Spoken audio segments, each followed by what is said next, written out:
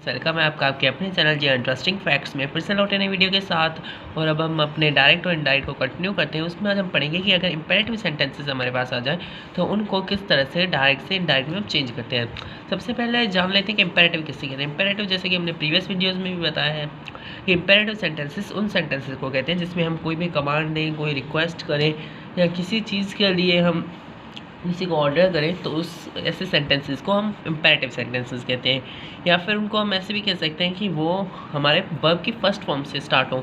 जैसे for example तो जो हमारे फर्स्ट फॉर्म से स्टार्ट हो, एग्जांपल के तौर पे ओपन द डोर, तो यहाँ पे ओपन जो हो गया वो वर्ब है और वो वर्ब की फर्स्ट फॉर्म है। तो यहाँ पे जो हमारे पास सेंटेंस शुरू हुआ वो ओपन से शुरू हुआ, तो मतलब वर्ब की फर्स्ट फॉर्म, तो वो हो गया इम्पेरेटिव।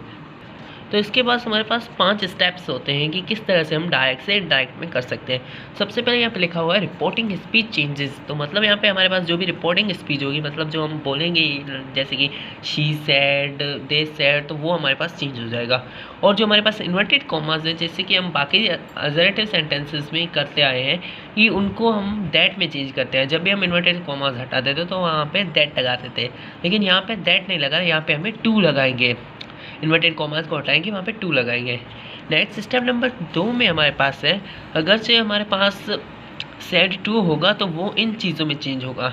एक बार हमारे पास सेड टू रिक्वेस्टेड में चेंज होगा, फिर एडवाइज्ड में भी चेंज होगा, ऑर्डर्ड में चेंज होगा, कमांडेड में चेंज होगा और आस्क्ड में चेंज होगा। अब देखते हैं ये कब चेंज होगा। जब हमारे पास अगर कोई भी ऐसी चीज़ जो कि एक छोटा मांग रहा है बड़े से, लाइक रिक्वेस्ट कर रहा है, तो वहाँ पे हमारे पास रिक्वेस्टेड लगेगा।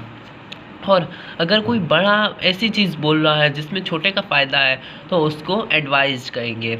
और अगर से ऑर्डर्ड मतलब जब बड़ा कह रहा है किसी छोटे से अपने काम के लिए और जिसमें उसका खुद का फ़ायदा है, जैसे फॉर एग्जांपल टीचर कहता है स्टूडेंट को जाओ मेरे लिए पानी लाओ, तो इसमें उसका ही फ़ायदा है, तो यहाँ पे हम ऑर्डर्ड कहेंगे। और कमांडेड तब होगा जब कोई भी सोल्जर या बड़ा रुतबे वाला छोटे रुतबे वाले को कुछ बोलेगा तो वहाँ पे कमांड लग जाएगा। आस्क्ड तब लगेगा जब हमारे पास अननोन चीज़ें होंगी, like she said to me. अब वो मेरी दोस्त भी हो सकती है, कुछ भी हो सकता है, मतलब उसने मुझे कहा, तो इसमें कोई भी फॉर्मेलिटी नहीं, यहाँ पे सिर्फ आस्क्ड ही लगा लेंगे।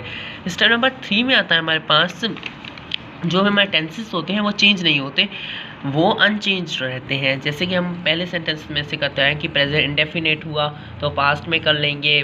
अगर विल और वुड आ गया, विल और शैल आ गया तो वुड और शुड लगा लेंगे, तो यहाँ पे ऐसा कुछ भी नहीं होगा। और अगर ऐसे वर्ड्स आते हैं प्लीज़, काइंडली, डोंट, ये डिलीट हो जाएंगे, ये स्किप्ड हो जाएंगे। तो अब चलते हैं हम अपने एग्जाम्पल को देख।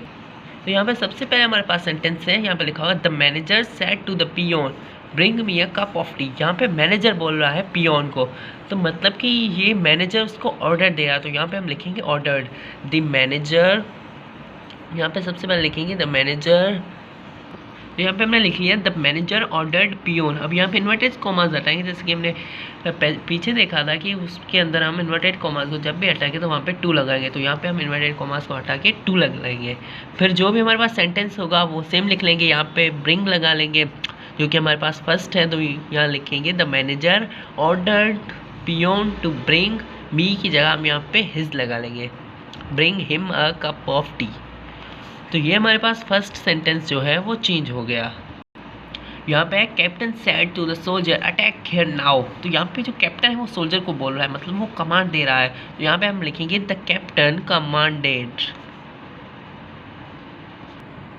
तो यहाँ पे हमने लिख लिया the captain commanded soldier to attack there now, यहाँ पे हियर की जगह हमने देयर लिख लिया।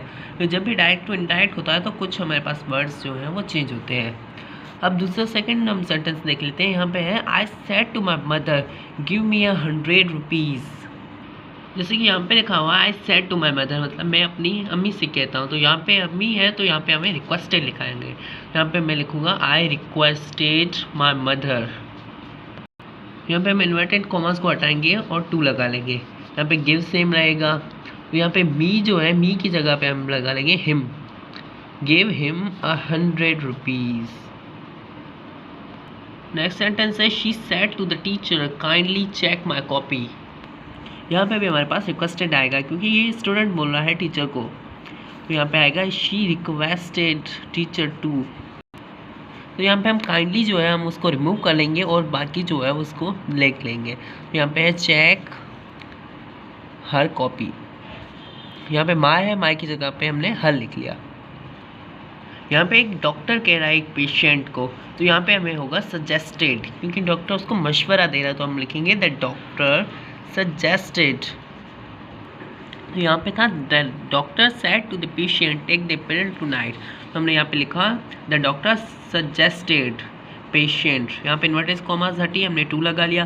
टेक वैसा के वैसा, द पिल सेम, और टू नाइट की जगह हमने दैट नाइट लगा लिया।